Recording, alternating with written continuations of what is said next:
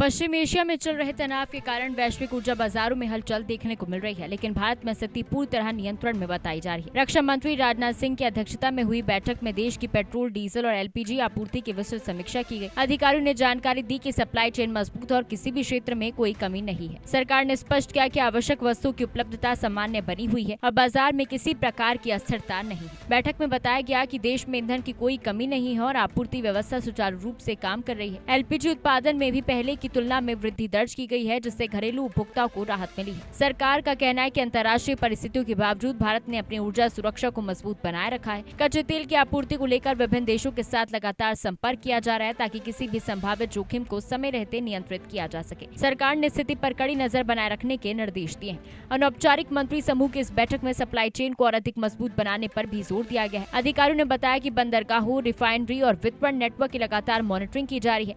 सरकार ने ये सुनिश्चित किया है कि किसी भी तरह की अफवाहों से बाजार में घबराहट की स्थिति पैदा न हो। पेट्रोलियम मंत्रालय और संबंधित एजेंसियां 24 घंटे अलर्ट मोड पर काम कर रही है। बैठक में ये निष्कर्ष निकला कि मौजूदा समय में किसी भी तरह की पैनिक बाइंग की जरूरत नहीं है और स्थिति पूरी तरह स्थिर है।